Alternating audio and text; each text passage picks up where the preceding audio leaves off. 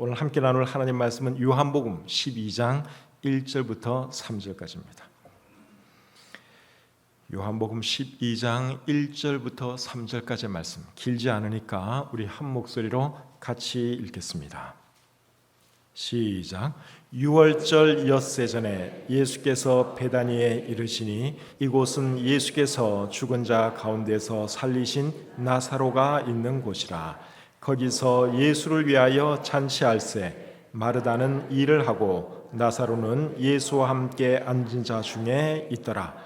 마리아는 지극히 비싼 향유 곧 순전한 나드 한 근을 가져다가 예수의 발에 붓고 자기 머리털로 그의 발을 닦으니 향유 냄새가 집에 가득하더라. 아멘. 하나님 아버지, 저들에게 귀한 주일을 허락해 주시고 주님의 집에 모여서 하나님을 예배할 수 있도록 해주신 것 참 감사합니다. 오늘 부족한 종이 또 이 단에 섰습니다. 오늘 요한복음 이 말씀을 전할 때 하나님께서 함께 해주시고 우리 모두에게 큰 은혜와 도전이 되는 말씀 되도록 역사해 주시옵소서. 모든 것 감사드리며 예수님의 이름으로 기도드립니다. 아멘. 자리에 앉겠습니다. 5월은 가정의 달이죠. 오늘이 5월 마지막 주일인데 제가 2주 동안 미국에 나가 있는 바람에 가정에 대한 설교를 할 기회를 많이 놓쳤습니다. 그래서 오늘 가정에 대한 말씀을 좀 전하기를 원합니다. 우리에게 가정이 있다고 하는 것은 큰 복입니다. 가정이 없고 가족이 없다고 한번 생각해 보십시오. 얼마나 외롭겠습니까? 그런데 가정이 있고 가족이 있기 때문에 이 세상을 외롭지 않게 살아갈 수가 있죠.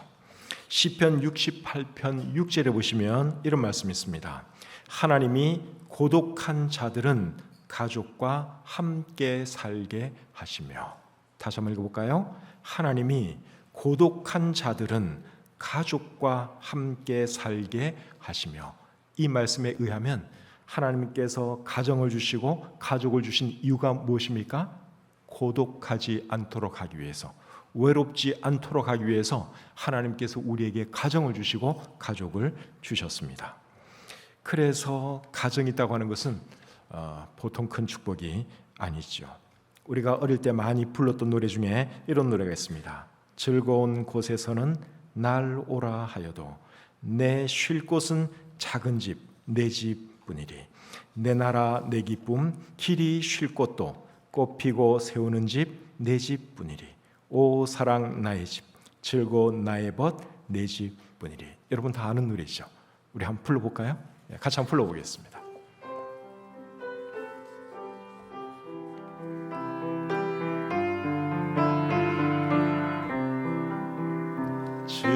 즐거운 곳에서는 날 오라 하여도 내 쉴 곳은 작은 집 내 집뿐이리. 내 나라 내 기쁨 길이 쉴 곳도 꽃 피고 세우는 내 집뿐이리. 오 사랑 나의 집 즐거운 나의 벗 내 집뿐이리. 이 노래는 찬송가는 아닌데 부르면 되게 은혜가 돼요. 그렇죠? 이 노래 부르면 어떻습니까? 정말 가정이 참 좋다, 가정이 있어서 행복하다, 이런 느낌이 들지요. 근데 어떤 사람들은 이 노래 부르면 슬퍼져요. 어떤 사람들이 슬퍼질까요? 가정이 행복하지 않은 사람들은 이 노래가 전혀 기쁘지 않습니다. 오히려 이 노래 들으면 슬퍼지고 울고 싶어지지요. 오늘날 많은 가정들이 행복하지 못합니다. 가정은 행복해야 돼요. 그런데 오늘날 행복하지 못한 가정들이 우리 주변에 너무너무 많습니다. 우리나라의 황혼 이혼율이 점점 높아지고 있죠. 살 만큼 살았으면 계속 살아도 될 것 같은데 나이가 많아져서 이혼을 택합니다. 또 이혼은 하지 않지만 요즘은 졸혼으로 가는 그런 연세 드신 커플도 많이 있습니다. 어제 제가 국민일보에 읽는데 그 국민일보 한 면 전체가 다 졸혼에 대한 기사가 났습니다. 같이 살기는 싫고 또 이혼하자니 뭐 하고, 그래서 사람들이 졸혼을 많이 택하고 있습니다. 행복하지 못하기 때문에 그런 것이죠. 우리나라는 OECD 국가 중에서 이혼 성장률이 1위입니다. 자살률 1위입니다. 청소년 행복 지수는 꼴찌입니다. 우리나라가 지금 보통 심각한 문제가 아닙니다. 우리나라의 가정들이 지금 병들어가고 있어요. 가정들이 해체되고 있습니다. 여러분, 우리나라의 많은 가정들이 행복하지 못한 이유가 뭘까요? 왜 가정들이 행복해야 하는데 왜 가정들이 행복하지 못할까요? 결론부터 말씀드리면 하나님이 그들 가정에 계시지 않아서 그렇습니다. 하나님이 그들 가정의 주인이 되어야 하는데 하나님이 주인이 되지 못하고 인간들이 좌지우지하고 마음대로 하니까 그 가정들이 행복할 수가 없는 것이죠. 그래서 가정의 행복은 저절로 주어지는 것이 아니라 하나님께서 주시는 선물이다. 가정의 행복은 하나님의 선물이다 하는 것을 우리가 먼저 알아야 합니다. 시편 128편 3절과 4절에 보시면 이런 말씀이 있습니다. 내 집 안방에 있는 내 아내는 결실한 포도나무 같으며 내 식탁에 둘러앉은 자식들은 어린 감람나무 같으리로다. 여호와를 경외하는 자는 이같이 복을 얻으리로다. 방금 읽은 이 말씀을 보시면 행복한 가정의 모습이 나와요. 그게 아내가 나오고 또 식탁에 둘러서 밥을 먹는 어린 자식들이 나옵니다. 그런데 이런 가정의 행복은 하나님을 경외하는 자에게 주시는 하나님의 복이라고 우리 성경이 말씀하고 있습니다. 또 시편 127편에는 이렇게 말씀합니다.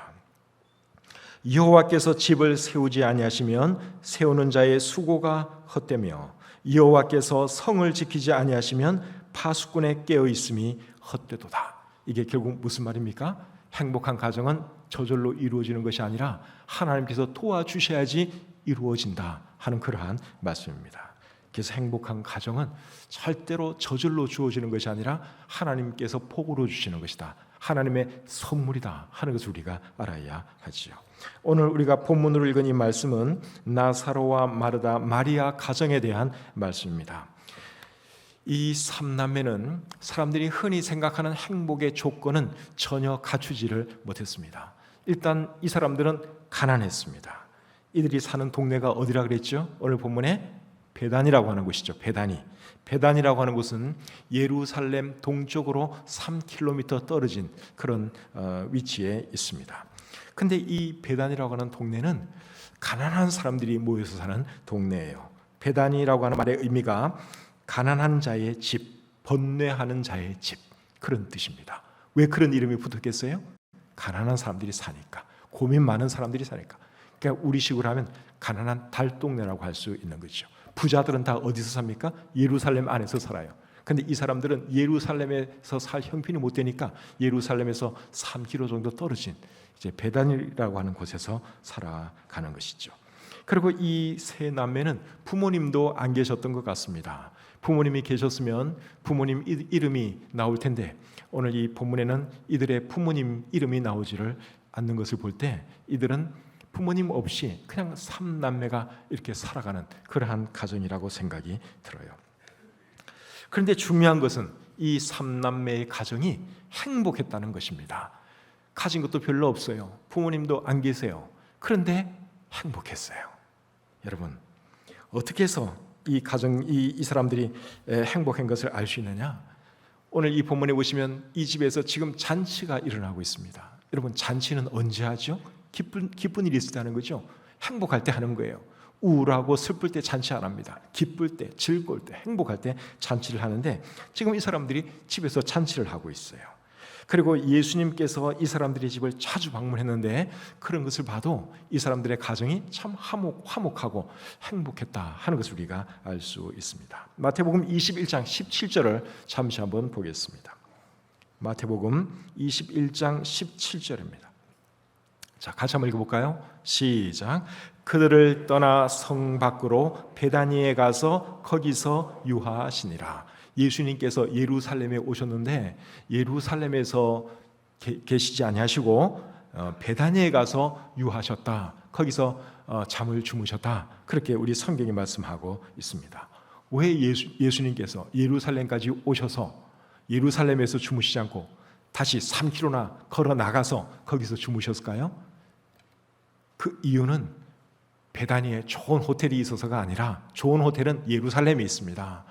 기꺼이 베다니에 가서 잠을 잔 이유는 그곳에 나사로와 마르다와 마리아 이 3남매의 집이 있었고 그 집에 가면 마음이 편안하고 행복했기 때문에 예수님께서 예루살렘에서 안 지내시고 베다니에 가셔서 나사로, 마르다, 마리아 이 사람들의 집에서 주무신 것이죠. 이런 것을 볼 때 이 사람들의 가정이 참 화목하고 행복했던 것을 우리가 알 수 있습니다.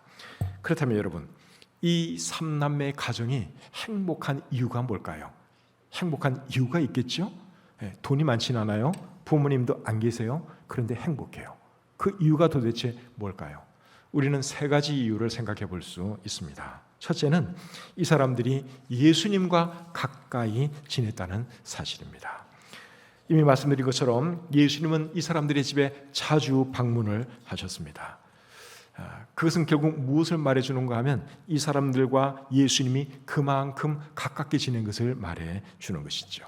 그런데 언제부터 이 3남매가 예수님과 가깝게 지내게 되었느냐, 언제부터 예수님을 알게 되었느냐, 거기에 대해서는 우리가 누가복음 10장 38절을 보시면 알 수 있습니다. 자, 누가복음 10장 38절을 한번 보겠습니다. 자, 제가 읽어드릴게요. 그들이 길 갈 때에 예수께서 한 마을에 들어가심에 마르다라 이름하는 한 여자가 자기 집으로 영접하더라. 어떻게 해서 이 3남매가 예수님과 친분을 맺고 또 가깝게 지내게 되었는가 하면 예수님께서 이들의 마을에 찾아오셨을 때 마리아가 예수님을 초대했어요. 예수님이 이 마을에 별로 아는 사람도 없고 또 어딘가에서 식사도 하시고 쉬시기도 하셔야 되는데 아무도 초대를 안 해요. 그런데 마르다가 예수님을 집으로 초대했습니다. 그렇게 해서 이제 예수님을 알게 되었고 또 예수님과 가깝게 지내게 된 것입니다. 그래서 이 3남매가 예수님과 정말 가깝게 지냈는데 어느 정도로 가까웠느냐? 요한복음 11장 5절에 보시면 예수님께서 마르다와 그 동생과 나사로를 사랑하셨다. 우리 성경이 그렇게 기록하고 있습니다. 그러니까 예수님도 이 3남매를 정말 끔찍하게 사랑한 것이죠. 또 요한복음 11장 11절에는 예수님이 나사로에 대해서 어떻게 말했는가 하면 우리 친구 나사로라 그랬습니다. 내 친구 나사로. 뭐 예수님이 아무에게나 이렇게 말하지 않죠. 근데 예수님이 나사로에게 대해서는 내 친구 나사로, 우리 친구 나사로 그렇게 표현을 했습니다.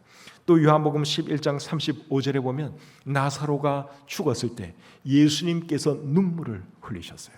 우리 성경에 예수님이 눈물을 흘렸다 하는 그 표현은 거기밖에 없어요.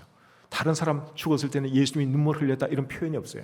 근데 나사로가 죽었을 때, 그리고 나사로의 죽음을 많은 사람들이 안타까워했을 때 예수님도 함께 눈물을 흘렸다고 우리 성경이 기록하고 있습니다. 이런 것을 보면 예수님이 이 사람들을 얼마나 사랑했는지, 또 예수님과 이 사람들의 관계가 얼마나 끈끈한 관계였는지 우리가 짐작할 수 있습니다.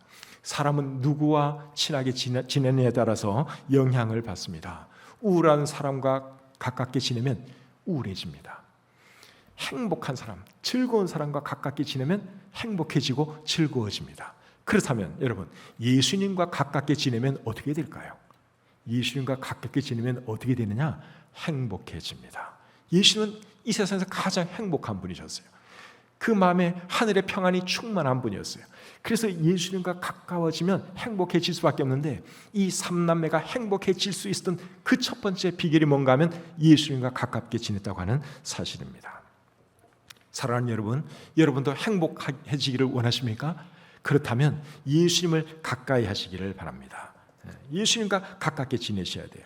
여러분, 성경을 우리가 읽어보시면 예수님과 가깝게 지냈던 사람들, 예수님과 친밀하게 지냈던 사람들은 한결같이 다 행복했던 것을 우리가 볼 수 있습니다. 요한복음 4장에 보면 사마리아 여인이 나오죠.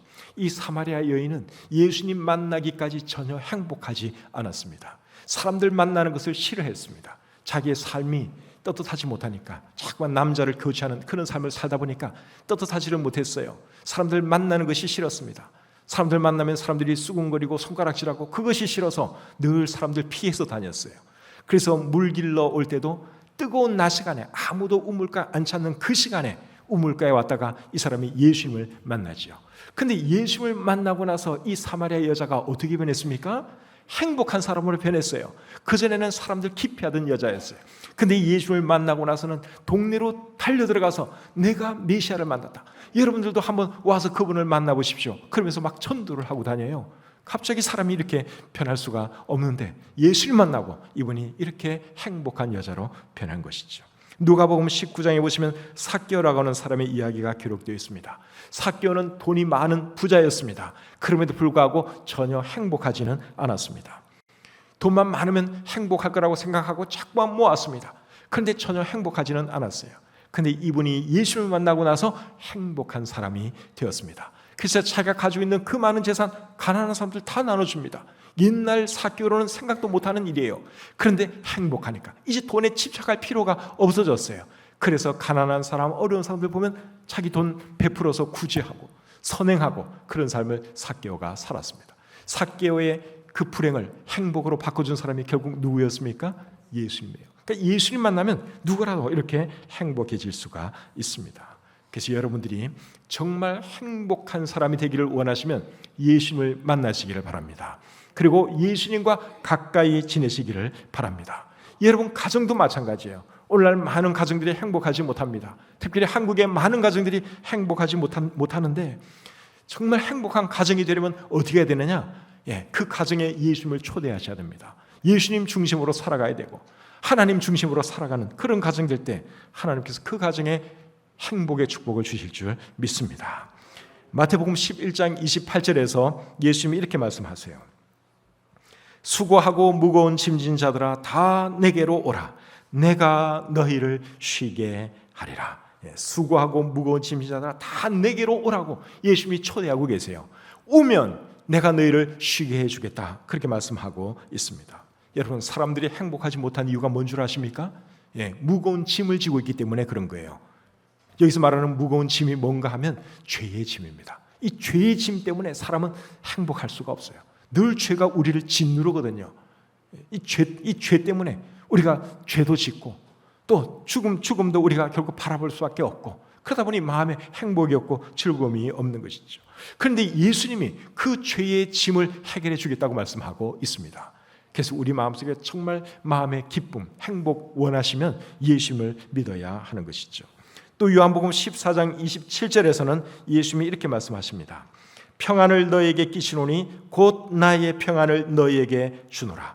내가 너에게 주는 것은 세상이 주는 것과 같이 아니하니라. 여러분 사람들이 원하는 것이 결국 평안 아니겠습니까? 평안이 곧 행복이라고 하시는데 예수님께서 그 평안을 주시겠다고 약속하고 있습니다. 그래서 이 나사로, 마르다, 마리아가 어떻게 행복할 수 있었느냐? 예수님과 가깝게 지냈기 때문에. 그래서 이들이 행복할 수 있었던 것입니다. 두 번째로 이 사람들이 행복할 수 있었던 이유는 이들이 예수님께서 행하시는 기적을 체험했기 때문에 이 사람들이 행복할 수 있었습니다. 오늘 이 본문에 보시면 예수님을 위한 잔치가 지금 일어나고 있어요. 1절 2절 말씀 다시 한번 보겠습니다. 본문 1절 2절. 유월절 엿새 전에 예수께서 베다니에 이르시니 이곳은 예수께서 죽은 자 가운데서 살리신 나사로가 있는 곳이라. 거기서 예수를 위하여 잔치할세. 지금 잔치가 한창 진행이 되고 있습니다. 이 잔치는 무슨 잔치인가 하면 예수님께서 나사로를 살려주신 것에 대한 어떤 보답하는 그런 잔치입니다. 너무너무 감사하잖아요. 나사로가 죽었을 때는 마르다, 마리아 이 자매는 정말 비참했습니다. 사랑하는 오빠가 죽었으니 참 얼마나 마음이 힘들었겠어요. 한없이 슬펐죠. 그런데 예수님께서 오셔서 자기 오빠 나사로를 기적적으로 살려주셨어요. 그런 일을 체험하고 나서 이 나사로의 동생들 마르다와 마리아는 얼마나 기뻤는지 모릅니다. 그래서 이제 예수님을 집으로 초대해서 예수님을 위해서 잔치를 벌려주는 것이죠. 그리고 이 기적을 경험하고 나서 이들의 가정은 그전보다 더 행복하게 되었습니다. 사람은 어떤 일을 경험하느냐에 따라서 행복 지수가 달라집니다. 예를 들면 죽을 병에 걸렸다가 살아났다. 암에 걸렸는데 의사로부터 완치됐다는 그런 최종 진단을 듣게 되면 얼마나 기쁘겠습니까? 그러니까 그런 경험을 하면 굉장히 그 행복도가 확 높아지죠. 또 자기 자식이 좋은 대학에 들어갔어요. 원하는 대학에, 인류대학에 들어갔어요. 그때 사람의 이 행복지수가 확 올라가죠. 로또를 하나 샀는데 그 로또가 당첨되었어요. 얼마나 기분이 좋겠습니까? 행복도가 확 올라가죠. 이게 사람이 어떤 일을 경험하냐에 따라서 이 행복도가 달라지게 됩니다. 근데 여러분, 예수님 믿는 사람들은 어떤 경험을 한 사람들인 줄 아십니까? 오늘 이 본문의 나사로 가정은 나사로가 죽었다가 살아나는 그런 놀라운 경험을 했기 때문에 행복도가 확 올라갔습니다. 그런데 예수님 믿는 저와 여러분들은 어떤 경험을 했느냐? 우리도 사실은 나사로처럼 죽었다가 살아난 경험을 한 사람들입니다. 에베소서 2장 1절에 보면 그는 허물과 죄로 죽었던 너희를 살리셨도다, 그렇게 말씀하고 있습니다. 우리가 영적으로는 다 죽었던 사람이에요. 근데 예수님 믿고 우리의 영이 살아났어요. 죽었다가 살아난 그런 경험을 우리가 한 사람들입니다. 또 우리는 어떤 경험을 했는가 하면 죄와 사망의 권세 아래 눌려 살다가 자유케 되는 그런 경험을 한 사람들입니다. 그러니 우리 마음속에 기쁨이 없을 수가 없죠. 그래서 우리 예수 믿는 사람들이 행복한 거예요. 예수 안 믿는 사람들은 예수 믿는 사람들이 왜 저렇게 기쁘게 살아가나, 왜 저렇게 즐겁게 살아가나 그 이유를 몰라요. 근데 우리에게는 이런 경험이 있기 때문에, 죽었다가 살아난 경험, 또 죄를 사면받은 그런 기쁨이 우리 마음속에 있기 때문에 우리는 기쁠 수밖에 없고 행복할 수밖에 없는 것이죠. 그래서 사람이 진정으로 행복해지려면 예수님 믿고 구원받아야 합니다. 죄와 사망의 권세에서 자유케 되어야 합니다. 죽은 영혼이 살아난 그런 경험을 해야 하는 것이죠. 이런 경험을 일컬어서 우리는 구원이라 그럽니다. 그래서 여러분 중에 아직 구원받지 못한 분이 계시면 여러분도 예수님 통해서 구원받으시기를 바랍니다. 구원받아야지 정말 기쁨, 참 행복을 발견할 수 있습니다. 사람들이 행복하지 못한 이유는 돈이 없어서가 아니에요. 가난해서가 아닙니다. 우리나라보다 훨씬 더 못 사는 그런 나라 사람들도 우리나라 사람들보다 행복 지수가 훨씬 더 높아요. 돈 많으면 좋지만 돈 때문에 뭐 행복하고 불행하고 그런 건 아닙니다. 사람이 왜 행복하지 못하느냐? 하나님을 떠나 있기 때문에 그래요. 영혼이 죽어 있기 때문에 그런 것입니다. 죽은 나무에는 꽃이 피지 않습니다. 물을 떠난 물고기는 살 수 없습니다. 그와 마찬가지로 하나님을 떠난 영혼, 하나님의 생명이 없는 영혼은 절대로 행복할 수 없습니다. 그래서 개인도 그렇고 가정도 그렇고 행복해지려면 먼저 예수님 믿고 구원받아야 합니다. 그게 행복하게 살아가는 비결이에요. 하나님이 사람을 만드셨는데 사람들이 하나님 등지고 마음대로 살아가서는 절대로 여러분 행복이 없어요. 하나님 경외하면서 하나님이 원하는 삶 살아갈 때 거기에 기쁨이 있고 행복이 있습니다. 자, 마지막 세 번째로 나사로, 마르다, 마리아 이 삼남매의 가정이 행복했던 이유는 이들이 예수님을 위하여 헌신하고 희생하는 삶을 살았기 때문에 이들이 행복했습니다. 오늘 이 본문에 보시면 마르다가 열심히 일하는 모습이 기록되어 있습니다. 2절을 여러분 다시 보겠습니다. 거기서 예수를 위하여 잔치할세 마르다는 일을 하고, 마르다가 뭘 하고 있었어요? 마르다가 일을 하고 있었다고 말씀하고 있죠. 여러분들이 성경을 잘 보시면 마르다에 대한 기록이 나올 때는 주로 마르다가 뭘 하는가 하면 항상 일을 합니다. 마르다는 굉장히 일을 잘하는 여자고 또 부지런한 여자예요. 누가복음 10장 40절에 보시면 마르다는 준비하는 일이 많아 마음이 분주한지라. 하여튼 마르다에 대한 기록을 보면 항상 일하는 마르다의 모습이 거기에 나옵니다. 그런데 마르다의 동생 마리아는 또 달랐어요. 마리아는 일하는 쪽이 아닙니다. 그래서 누가복음 10장 40절 하반절을 보시면 마르다가 자기 동생 마리아에 대해서 불만이 있었어요. 그리고 그 불만을 예수님께 털어놓는데 누가복음 10장 40절 하반절에 이렇게 말을 하지요. 예수께 나아가 이르되 주여 내 동생이 나 혼자 일하게 두는 것을 생각하지 아니하시나이까 그를 명하사 나를 도와주라 하소서. 그러니까 마르다는 열심히 일하는 스타일이고 마리아는 일하는 스타일이 아니에요. 그냥 예수님 말씀 듣는 거 좋아하고 그냥 조용히 집안에 있는 거 이런 거 좋아하는 스타일이에요. 요한복음 11장 20절에 보시면 마르다는 예수께서 오신다는 말을 듣고 곧 나가 맞이하되 마리아는 집에 앉았더라. 두 자매지만 성격이 많이 다릅니다. 그런데 오늘 이 본문에 나오는 마리아는 불평이 없어요. 마리아가 일하지 않는 것에 대해서 불평이 없습니다. 아주 즐거운 마음으로 일을 하고 있는데 그만큼 마르다가 성숙해졌기 때문에 그렇습니다. 일을 하는 그녀의 마음은 지금 굉장히 기쁩니다. 왜 기쁠까요? 예수님을 위해서 일을 하니까. 예수님 대접하기 때문에 지금 일을 하면서도 전혀 힘들지가 않은 거예요. 사람이 일을 할 때는 누구를 위해서 하느냐, 무엇을 위해서 하느냐에 따라서 피로도도 달라지고 그리고 마음의 감정 상태도 달라지죠. 근데 지금 마르다는 주님을 위해서 열심히 일을 하다 보니까 전혀 힘들게 느끼지가 않는 거예요. 오히려 감사하고 기쁘고 행복한 그러한 상태인 것을 우리가 볼 수 있습니다. 또 오늘 이 본문에 보시면 마리아는 비싼 향유를 가지고 나와서 예수님의 발에 붓고 자기 머리카락으로 닦아주는 그런 일을 합니다. 3절 말씀을 한번 보겠습니다. 자, 3절 말씀 우리 같이 한번 읽겠습니다. 3절 시작. 마리아는 지극히 비싼 향유 곧 순전한 나드 한 근을 가져다가 예수의 발에 붓고 자기 머리털로 그의 발을 닦으니 향유 냄새가 집에 가득하더라. 마르다는 열심히 예수님을 위해서 음식 준비를 하고 마리아는 비싼 향유를 가지고 나와서 예수님의 발에 부어드렸어요. 그리고 자기의 머리카락으로 예수님의 발을 이렇게 문질러서 닦아 주었습니다. 이 향유는 굉장히 값비싼 것입니다. 요한복음 12장 5절에 보면 300데나리온의 가치가 있는 그런 향유입니다. 300데나리온 같으면 그 당시 노동자 하루 품삯이 1데나리온이었습니다. 그러니까 300데나리온 같으면 300일 일한 값이 되는 것이죠. 1년 연봉에 해당되는 돈입니다. 몇 천만 원에 해당된다고 볼 수 있겠죠.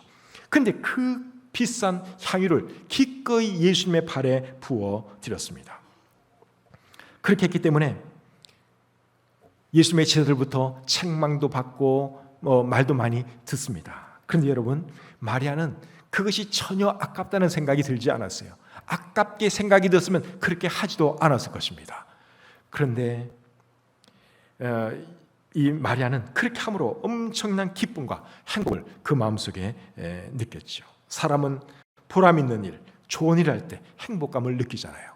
그래서 사람들이 봉사활동도 하고 그리고 큰 돈도 기부하고 그러는 것입니다. 그런데 그 기쁨을 알지 못하면 그거 굉장히 아깝게 생각하는 거예요. 그런데 마리아는 그렇지 않았어요. 예수님께 자기의 값비싼 향유를 부어드렸기 때문에 그는 세상이 줄 수 없는 놀라운 기쁨, 행복을 그녀가 맛보았습니다. 그래서 여러분들이 정말 행복한 삶을 살기 원하시면 이 자매처럼 마르다 마리아처럼 주님을 위해서 봉사하고 헌신하고 희생하는 삶을 살아야 하는 것입니다. 사람이 이웃을 위해서 좋은 일 해도 행복 지수가 확 올라갑니다. 그런데 여러분, 주님을 위해서 우리가 좋은 일을 하고 주님을 위해서 희생하고 봉사한다면 얼마나 그 마음에 기쁨이 크겠습니까?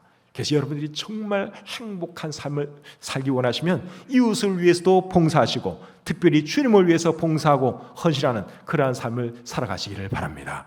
그것이 행복하게 살아가는 비결입니다. 자, 오늘 이 본문을 통해서 이 삼남매가 어떻게 행복할 수 있었는가 3가지 이유를 생각해 보았습니다. 첫째가 뭐였죠? 이 사람들은 예수님과 가깝게 지냈다는 것. 그리고 두 번째는 예수님께서 행하시는 기적을 체험했다는 것. 그리고 세 번째는 예수님을 위해서 헌신하고 희생하는 삶을 사는 것이 이 가정의 행복 비결이었다 하는 것을 제가 말씀드렸습니다. 오늘날에도 마찬가지예요. 행복해지는 비결은 그때나 지금이나 동일합니다. 정말 행복해지려면 일단 예수님 믿는 것이 선행되어야 합니다. 하나님 떠나서 사람이 행복할 수 없다고 제가 여러 번 얘기했어요. 그런데 예수님이 하나님이세요. 그래서 우리가 예수님을 믿어야 되고 예수님 잘 섬기면서 살아갈 때 그 삶에 기쁨이 있고 행복이 있습니다. 돈 많다고 행복해지는 거 아닙니다. 지위가 높아진다고 해서 행복해지는 거 아닙니다. 돈이 없어도 지위가 높지 않아도 예수님을 주님으로 모시고 살아가고 하나님 경외하면서 살아가면 하나님께서 그 사람의 가정에 행복이라고 하는 축복을 주실 줄 믿습니다. 혹시 여러분 중에 아직 예수님 믿지 않고 있는 분 계시면 여러분도 먼저 예수님 믿으시기를 바랍니다. 그렇게 해서 여러분도 행복한 사람이 되시고 여러분 가정도 행복하시기를 우리 주님의 이름으로 축복합니다. 기도하겠습니다. 하나님 아버지, 행복에 대해서 생각해 보았습니다. 행복해야 할 가정들이 행복하지 못한 그런 시대에 우리가 살고 있습니다. 하나님, 우리의 가정을 긍휼히 여겨주시고 참 주님 안에서 늘 행복할 수 있도록 도와주시옵소서. 나사로, 마르다, 마리아 이 가정의 행복 비결을 통해서 우리가 어떻게 하면 더 행복해질 수 있는지 배웠습니다. 우리도 이들처럼 늘 예수님 가까이 살아가시도록 도와주시고 또 참 예수를 위해서 희생하고 섬기는 그러한 삶을 살아가게 해 주시옵소서. 주신 말씀 감사드리며 예수님의 이름으로 기도드립니다. 아멘.